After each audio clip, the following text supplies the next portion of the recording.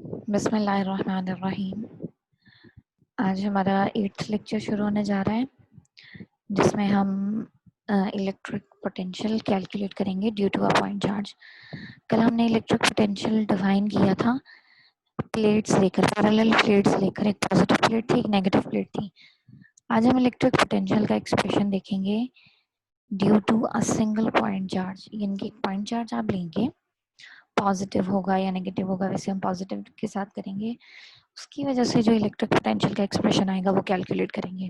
ठीक है गर्ल्स, इस लेक्चर में ये थोड़ी सी डेरिवेशन है, आप में इसको गौर से देखना है।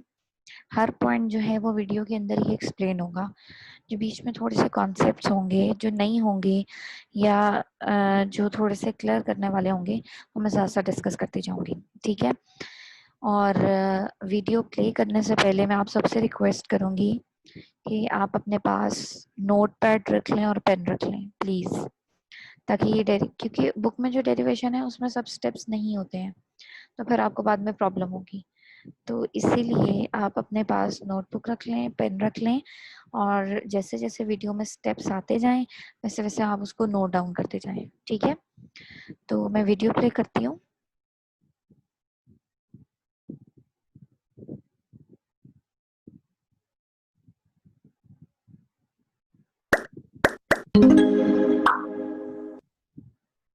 अस्सलाम वालेकुम स्टूडेंट्स, कैसे हैं आप सब लोग। हमारी आज की वीडियो का टॉपिक है electric potential at a point due to a point charge, second year physics chapter number 12। Previous lecture में हमने पोटेंशियल डिफरेंस और इलेक्ट्रिक पोटेंशियल एनर्जी को डिस्कस किया है।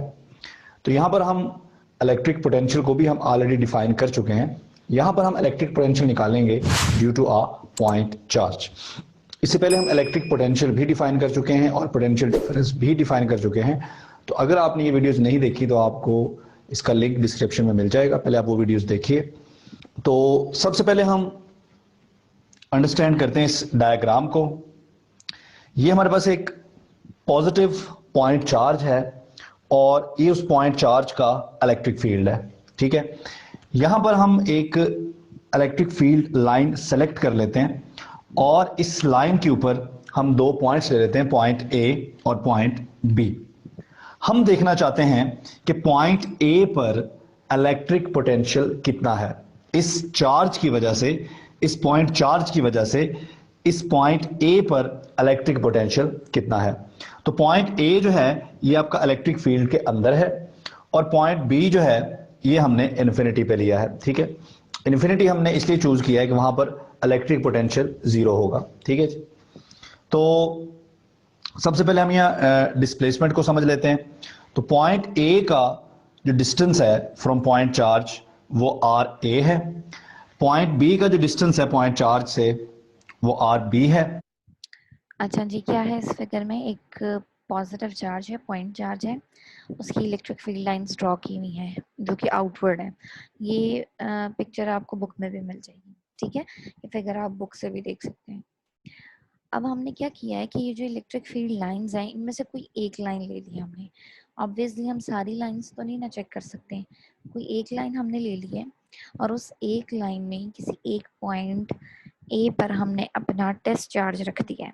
ठीक है, अब हम क्या करेंगे कि इस लाइन के ऊपर टेस्ट चार्ज की जो मोशन होगी उसको देखते हुए हम इलेक्ट्रिक पोटेंशियल कैलकुलेट करेंगे।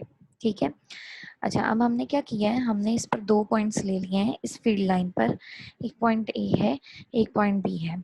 अच्छा, अभी वीडियो में इस बंदे ने कहा कि हम पॉइंट बी इन्फिनिटी पर ले रहे हैं।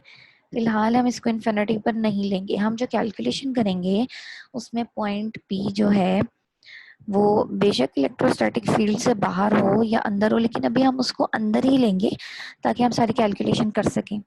जब सारी कैलकुलेशन हो जाएगी फिर हम कहेंगे कि पॉइंट बी जो है वो इन्फिनिटी पे है, यानी इलेक्ट्रिक फील्ड से बाहर है। ठीक है, तो अभी फिलहाल जो हम कैलकुलेशन कर रहे हैं उसमें आप ऐसे ही करेंगे जैसे ये फील्ड के अंदर मौजूद हो। तो पॉइंट ए और बी दो पॉइंट्स ले लिए हैं और इन दो पॉइंट्स के बीच में हमने टेस्ट चार्ज की मोशन को देखना है। ठीक है, अब एक और बात यहाँ पे ये है कि इलेक्ट्रिक फील्ड जो है वो कंजर्वेटिव फील्ड होती है। तो आप चाहे टेस्ट चार्ज की मोशन ए से बी लें या बी से ए लें, बात एक ही होगी, ठीक है, मोशन एक जैसी होगी। आपने पढ़ा था ना कि कंजर्वेटिव फील्ड में वर्क डन जो है वो इंडिपेंडेंट ऑफ पाथ होता है, ठीक है, यानी कि ए से बी जाए, बी से ए जाए, वर्क डन जो है वो डिपेंड नहीं कर रहा कि क्या डायरेक्शन है। हाँ, साइन जरूर चेंज हो सकता है वर्क डन का, but the amount will remain constant in both the directions, right. तो हम दोनों में से कोई भी ले सकते हैं। चलिए जी वीडियो प्ले करते हैं। और पॉइंट ए और बी के दरमियान जो डिस्टेंस है वो डेल आर है या डी आर है। इसी तरह से जो ए और बी का मिड पॉइंट है, ए और बी का मिड पॉइंट, उसका डिस्टेंस चार्ज से सिंपली आर है, ठीक है जी। अब यहां पर दो चीजें हैं। एक तो ये है कि हम एक टेस्ट चार्ज यहां पर सेलेक्ट कर लेते हैं जी, क्यू नॉट एक टेस्ट चार्ज हम लेते हैं और इस टेस्ट चार्ज को हम मूव करवाते हैं पॉइंट बी से ए तक। चूंकि इलेक्ट्रिक फील्ड एक कंजर्वेटिव फील्ड है और इलेक्ट्रिक फोर्स भी एक कंजर्वेटिव फोर्स है, इसलिए अगर हम इस पॉइंट चार्ज को पॉइंट बी से उठाकर पॉइंट ए तक लाएं तो जितना वर्क हम इस पे करेंगे उतना ही वर्क अगर हम इसे पॉइंट ए से बी की तरफ लेके जाएं तो उतना ही वर्क होगा जितना उसे बी से ए तक लाने में हमें करना पड़ेगा, क्योंकि ये कंजर्वेटिव फील्ड है, कंजर्वेटिव फोर्स है। इसलिए दो पॉइंट्स के दरमियान आप जिस भी डायरेक्शन में मूव करेंगे वर्क सेम होगा। हाँ, ये हो सकता है कि वर्क पॉजिटिव हो या वर्क नेगेटिव हो, लेकिन वर्क का जो मैग्नीट्यूड है वो दोनों सूरतों में सेम होगा, चाहे आप ए से बी की तरफ मूव करें या बी से ए की तरफ मूव करें। तो यहां पर दो मेथड्स हैं, ठीक है, कि या तो हम ए बी से ए की तरफ मूव करें और दूसरा मेथड है कि हम ए से बी की तरफ मूव करें। तो आसान ये है कि हम टेस्ट चार्ज को पॉइंट ए से पॉइंट बी की तरफ मूव करते हैं।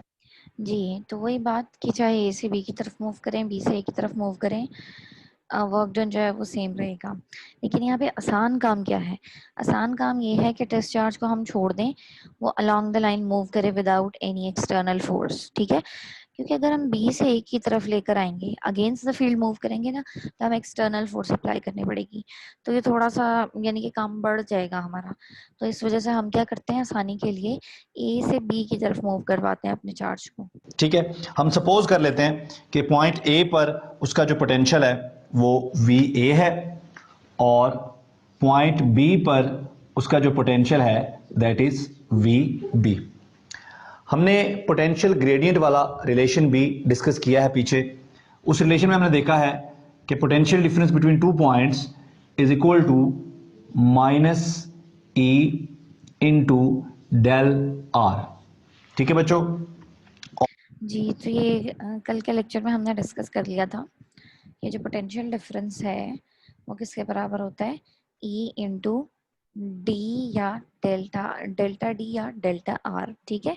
वो सिंबल जो है वो हम चेंज कर सकते हैं अपने हिसाब से।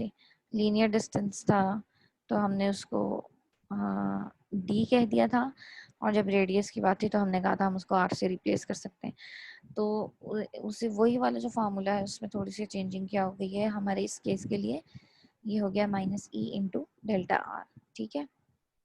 और डेल आर जो है हमारा, डेल आर हमारे पास है, del R is equal to R B minus R A. ठीक हो गया जी। अब हम ये पीछे डिसाइड कर चुके हैं कि हम पॉइंट चार्ज को, टेस्ट चार्ज को पॉइंट ए से पॉइंट बी तक लेके जाएंगे, ठीक है जी। और पॉइंट ए और पॉइंट बी के दरमियान जो पोटेंशियल डिफरेंस है वो डेल वी है और ये बराबर किसके है, माइनस इलेक्ट्रिक फील्ड और डेल आर, यानी कि इन दो पॉइंट्स के दरमियान डिस्टेंस, ठीक है। अब यहां पर हम वैल्यूज पुट कर सकते हैं। इलेक्ट्रिक फील्ड हमारे पास बराबर होता है के क्यू ओवर आर स्क्वायर, जबकि डेल आर की जो वैल्यू है, डेल आर हमारे पास है आर बी माइनस आर ए। ये दोनों वैल्यूज हम इसमें पुट करते हैं इस रिलेशन में, तो हमारे पास क्या बनता है जी, हमारे पास बनता है del V is equal to minus E की जगह क्या पुट करेंगे, के क्यू ओवर आर, और मल्टीप्लाई डेल आर की जगह क्या पुट करेंगे, R B minus R A. जी, तो क्या हो रहा है यहाँ पे, अगर आप बोर्ड देखें तो बोर्ड पर आपको ना दो तीन चीजें नजर आ रही हैं। एक लिखा हुआ है R equals to R A plus R B divided by 2। ये वो मिड पॉइंट है जो हमने ए और बी के बीच में लिया था। तो ऑब्वियसली जो मिड का डिस्टेंस है, इस मिड पॉइंट का डिस्टेंस है, वो क्या होगा, इन दोनों के एवरेज के बराबर होगा, इन दोनों का मिड पॉइंट होगा। तो उससे हमने R A plus R B लिख लिया। ठीक है, फिर उसके बाद आपको दूसरी चीज नजर आ रही है delta R. Delta R, delta जैसे आपको पता है डिफरेंस को शो करता है, तो ए से बी की तरफ मूव कर रहा है तो final distance minus initial distance. तो इस तरह से डेल्टा आर की क्या वैल्यू आ गई है, आर बी माइनस आर ए। अब हम क्या करेंगे, हमने कहाँ से स्टार्ट किया, हमने डेल्टा वी लिया, डेल्टा वी का एक्सप्रेशन जो कल हमने देखा था उसके अंदर ई की वैल्यू लगा दी, और डेल्टा आर जो कि अभी हमने कहा था are B minus R A है, ये वैल्यूज लगा दी हैं। अब हमने इस एक्सप्रेशन को सिंप्लीफाई करना है। कैसे सिंप्लीफाई करेंगे देखें। अब पॉइंट ए पर हमारा जो पोटेंशियल था वो वी ए था, और पॉइंट बी पर हमारा पोटेंशियल क्या है, वी बी है। हमारा इनिशियल पॉइंट क्या है, वी ए, और फाइनल पॉइंट क्या है, बी। तो जो पोटेंशियल डिफरेंस है हमारा, ये डेल वी जो है, इसको हम कैसे लिख सकते हैं, इसे हम लिख सकते हैं V B minus V A, यानी कि potential at final point minus potential at initial point is equal to potential difference. और इसको अगर हम रीअरेंज करें तो इस इक्वेशन को हम लिख सकते हैं R B minus R A over R square. अब जो आर स्क्वायर है, पॉइंट ए और point B, they are very close to each other. इनके दरमियान जो डिस्टेंस है वो बहुत ही स्मॉल है, इतना स्मॉल है कि हम कह सकते हैं कि R A approximately equal to R B. इनके दरमियान डिस्टेंस इतना स्मॉल है। जी, लास्ट लेक्चर में मैंने आपको एक बात समझाई थी जब हम ग्रेडियंट पढ़ रहे थे। मैंने इसको क्या बताया था आपको कि ग्रेडियंट जो होता है वो किसी भी चीज़ का डिफरेंस होता है विद रिस्पेक्ट टू डिस्टेंस, लेकिन कंडीशन क्या होती है कि distance must be very small. तो अब जो कि हम यहाँ पोटेंशियल ग्रेडियंट ले रहे हैं, तो इस वजह से ये जो डेल्टा आर है ये बहुत स्मॉल होगा। और बहुत स्मॉल कब होगा, जब ए और बी बहुत ज़्यादा क्लोज होंगे। तो वही पॉइंट यहाँ पर आ गया कि ए और बी जो है वो बहुत क्लोज हैं, इतने क्लोज हैं कि आर ए जो है वो और आर बी जो है दोनों तकरीबन बराबर लगते हैं। ठीक है, यानी कि सेंटर से ए तक का डिस्टेंस और सेंटर से बी तक का डिस्टेंस अप्रोक्सीमेटली बराबर हैं, ये इतने करीब हैं ये पॉइंट्स। ठीक है, तो इस वजह से जो इनका डिफरेंस आएगा वो भी बहुत ही छोटा होगा। ठीक हो गया, कि ये डिस्टेंस अप्रोक्सीमेटली इक्वल्स हैं। ठीक है, अगर ये इक्वल हैं तो इसको हम आर के इक्वल सेट कर सकते हैं। तो यहां से अगर हम आर स्क्वायर बनाएं तो आर स्क्वायर किसके बराबर होगा, आर मल्टीप्लाई बाय आर। ठीक है जी, R square is equal to R multiply by R, जबकि R is approximately equal to R A and also R is approximately equal to R B. तो यहां एक आर की जगह हम लिख सकते हैं आर ए और दूसरे आर की जगह हम लिख सकते हैं R B. So R square is equal to R A into R B. R square की ये वैल्यू इस इक्वेशन में दोबारा पुट कीजिए तो हमारे पास potential difference V B minus V A is equal to minus K Q और R B minus R A divided by, ये हमारे पास आर स्क्वायर है, आर स्क्वायर की जगह हम क्या पुट कर सकते हैं जी, R A into R B. अब इसको हम सिंप्लीफाई करें तो ये हमारे पास बनेगा minus K Q R B divided by R A R B. आप डिनोमिनेटर को सेपरेट कर लें, R A over R A R B. तो यहां हमारे पास आर बी कैंसिल हो जाएगा, यहां आर ए कैंसिल हो जाएगा, तो ये हमारे पास आ जाएगा minus K Q 1 over R A minus 1 over R B. और इस तरफ हमारे पास क्या है, V B minus V A, V B minus V A. बच्चों जो पॉइंट बी है वो हमने लिया है इन्फिनिटी पे, हमारा पॉइंट बी जो है वो इन्फिनिटी पे है। इन्फिनिटी हमने इन्फिनिटी एक रेफरेंस के तौर पे लिया है, कोई भी ऐसा पॉइंट जहां हमारा पोटेंशियल जीरो है उसको हम इन्फिनिटी कह रहे हैं। अच्छा, इन्फिनिटी वाला पॉइंट अभी डिस्कस करते हैं। पहले मैं आपको ये 2-3 स्टेप्स एक्सप्लेन कर दूं। तो हमने भी कहा था कि ए और बी इतने क्लोज हैं कि इनके डिस्टेंस जो है सेंटर से अप्रोक्सीमेटली इक्वल है। तो अगर डिस्टेंस इक्वल है तो हम इन दोनों को आर कह सकते हैं, ठीक है। तो इस एक्सप्रेशन के अंदर जो आर स्क्वायर था वो बनाने के लिए हमने आर इंटू आर किया, एक आर की जगह आर ए लिख दिया, एक आर की जगह आर बी लिख दिया, ठीक है। अप्रोक्सीमेटली बराबर है ना, तो आर को आप आर ए लिख दें चाहे आर बी लिख दें, बात एक ही होती है, ठीक हो गया। तो अब हमने क्या करना है, अब हमने इस एक्सप्रेशन को, ये जो आर स्क्वायर का निकला है, इसको अपने इस जनरल फार्मूला के अंदर रख देना है। इसके अंदर रखा, कैंसिलेशन वगैरह की, तो उससे आपके पास ये फाइनल एक्सप्रेशन बनता है, ठीक है। तो ये जो है ये हमारे पास पोटेंशियल डिफरेंस का एक्सप्रेशन आ गया है due to a point charge. अब हमने क्या करना है, बेसिकली जब हम पोटेंशियल की बात कर रहे थे, पोटेंशियल हमने डिफाइन किया था, तो उस वक्त हमने क्या डेफिनेशन की थी, work done in moving a unit positive charge against the field, against the electric field।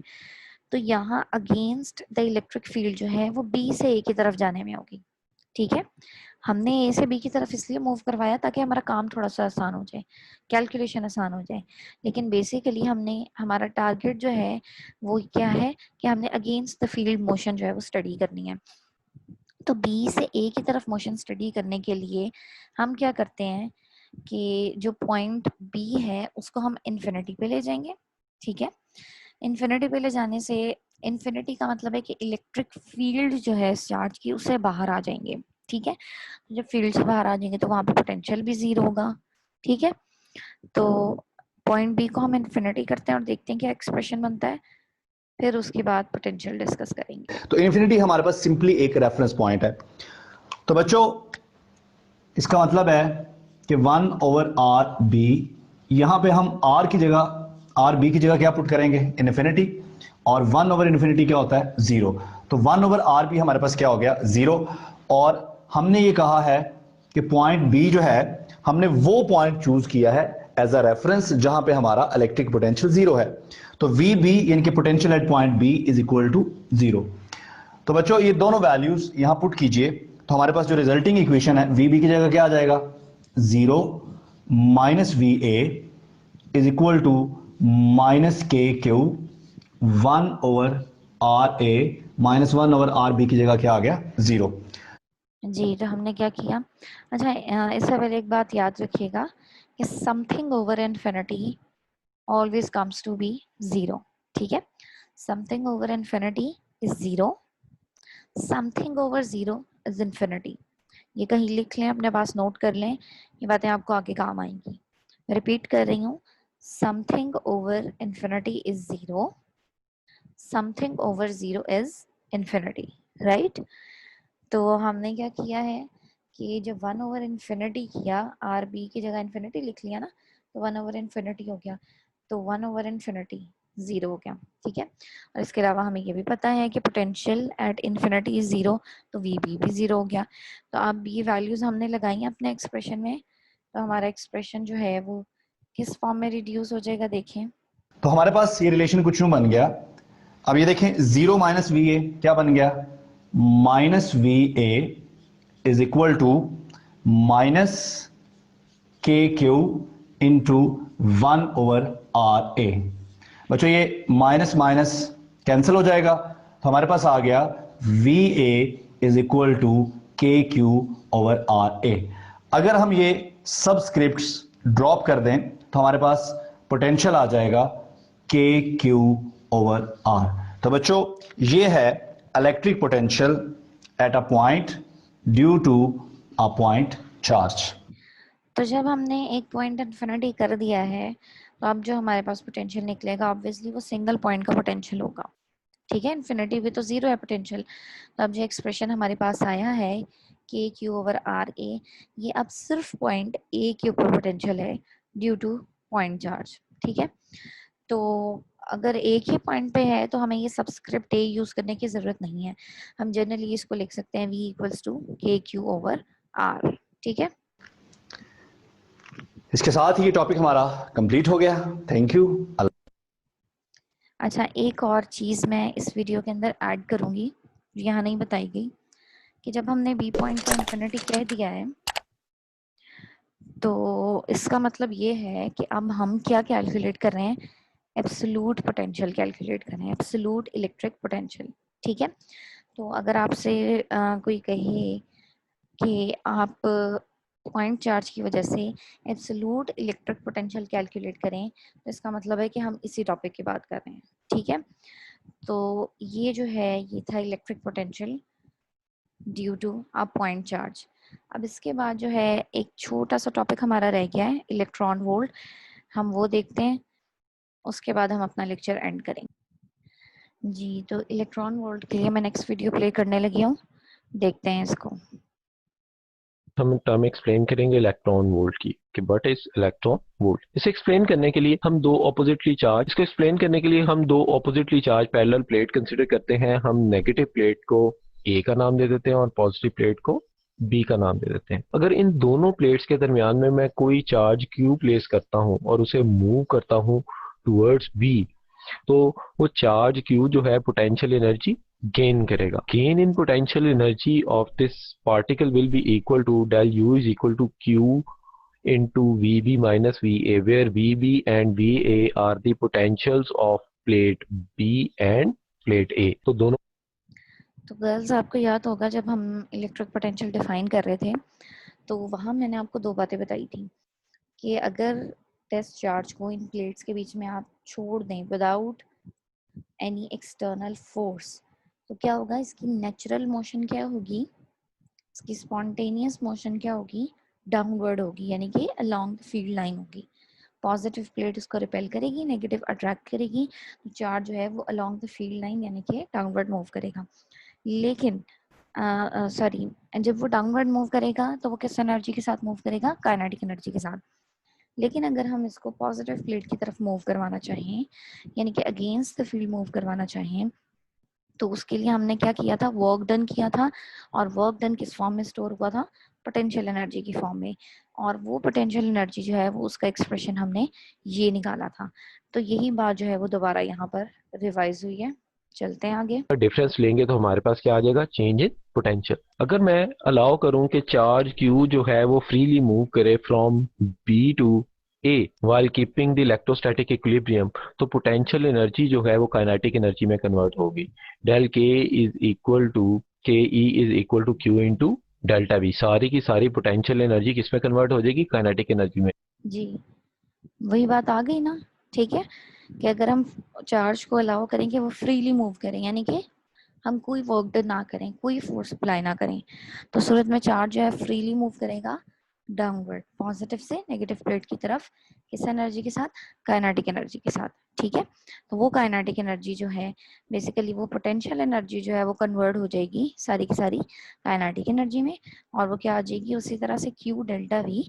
और चूंकि चार्ज की जगह हमारे पास अब हम इलेक्ट्रॉन कह रहे हैं, हमने पॉजिटिव चार्ज लिया था तो उस पर हमें वर्क डन करना पड़ा अपवर्ड जाने के लिए। अब हम नेगेटिव चार्ज जब लेंगे, यानी कि इलेक्ट्रॉन लेंगे, तो वो फ्रीली अपवर्ड मूव करना शुरू कर देगा। तो यही जो है वो फॉर्मूला इसमें रिड्यूस हो जाएगा। ठीक है, फर्स्ट पार्ट में क्या है कि अगर आप पॉइंट चार्ज को ही छोड़ दें without applying any external force, तो आपकी पोटेंशियल एनर्जी काइनेटिक एनर्जी में कन्वर्ट हो जाएगी। और सेकेंड पार्ट में मैंने आपको क्या बताया कि अगर ये टेस्ट चार्ज की जगह हम इलेक्ट्रॉन रख दें तो इसकी नेचुरल मोशन अपवर्ड ही होगी। पहले हम टेस्ट चार्ज पर वर्क डन करवा के अपवर्ड लेके जा रहे थे, लेकिन अब इलेक्ट्रॉन की नेचुरल मोशन जो है वो अपवर्ड होगी without any external force, without any work done. ठीक है, तो अपवर्ड जाने में अब इलेक्ट्रॉन के पास जो एनर्जी होगी वो काइनेटिक एनर्जी ही होगी। ठीक है, तो इस वक्त जो उसकी काइनेटिक एनर्जी है वो किसके बराबर आ जाएगी, E into delta we. Q की जगह हमने ई प्लेस कर दिया है। और अगर हम अज्यूम कर लें कि जो चार्ज है वो एक इलेक्ट्रॉन है, तो मैं क्यू की जगह ई लिख सकता हूँ। हमें पता है चार्ज ऑन इलेक्ट्रॉन जो है वो है 1.6 into 10 raised to minus 19 coulomb and del V is the potential difference between plate A and B। अगर पोटेंशियल डिफरेंस दोनों प्लेट्स के दरमियान 1 वोल्ट हो तो हम इस एक रिलेशन को लिख सकते हैं 1.6 into 10 raised to minus 19 into 1 volt, and we know that coulomb into volt is joule. Therefore, the kinetic energy gained by the electron while moving through the potential difference of 1 volt will be equal to 1.6 into 10 raised to minus 19 joule. जी, further हमने क्या किया है, suppose हमारे पास जो plates के बीच में potential है वो 1 वोल्ट है और इलेक्ट्रॉन का चार्ज आपको पता है 1.6 into 10 raise to the power minus 19 coulomb होता है। तो जब हम इसको इस एक्सप्रेशन को कंबाइन करेंगे, इन वैल्यूज को कंबाइन करेंगे तो एक्सप्रेशन क्या बन जाएगा, 1.6 into 10 raise to the power minus 19 coulomb into volt, और हमें पता है कूलम इंटू वोल्ट जो है वो जूल के बराबर होता है। तो kinetic energy gained by the electron moving through one volt potential is 1.6 into 10 raised to the power minus 19 joule। ठीक है, यहाँ से हम टर्म इलेक्ट्रॉन वोल्ट को डिस्क्राइब करते हैं, the amount of energy gained और lost by the electron as it move through the potential difference of 1 volt. तो हम इसे मैथमेटिकली लिख सकते हैं 1 electron volt where 1 electron is the charge on 1 electron and V is the potential is equal to 1.6 into 10 raised to power minus 19 joule। Thank you जी। तो यहाँ से क्या हुआ कि जब इलेक्ट्रॉन 1 वोल्ट पोटेंशियल डिफरेंस के थ्रू मूव कर रहा है फ्रीली, तो जो एनर्जी वो गेन करेगा या लूज करेगा वो एनर्जी जो है वो 1 इलेक्ट्रॉन वोल्ट के बराबर होगी। ठीक है, याद रखिएगा कि वोल्ट का 1 वोल्ट होना लाजमी है। ठीक है, तभी हमारे पास 1 इलेक्ट्रॉन वोल्ट आएगा। तो अगर हम कहें कि 1 इलेक्ट्रॉन वोल्ट क्या है, तो it is the amount of energy gain और lost by the electron as it moves through the potential difference of 1 volt. और जब हमने 1 इलेक्ट्रॉन वोल्ट डिफाइन कर लिया है, तो अब ये जो डेल्टा के ई है इसकी जगह हम 1 इलेक्ट्रॉन वोल्ट लिख सकते हैं, और इसकी अमाउंट किसके बराबर आती है, 1.6 into 10 raise to the power minus 19 joule. ये एक्सप्रेशन आपने याद रखना है। हम बहुत सारी प्रॉब्लम ऐसे करेंगे जिसमें हम जूल को इलेक्ट्रॉन वोल्ट में और इलेक्ट्रॉन वोल्ट को जूल में कन्वर्ट करेंगे, तो उसके लिए आपको ये एक्सप्रेशन याद होना चाहिए। ठीक है, और इसके अलावा ये एमसीक्यूज में भी आ सकता है। तो आज का हमारा लेक्चर यहाँ तक वाइंड अप हो रहा है। ठीक है, मैं वाइंड अप कर रही हूँ लेक्चर को। कोई क्वेश्चंस हैं तो आप मुझसे पूछ सकते हैं। Thank you.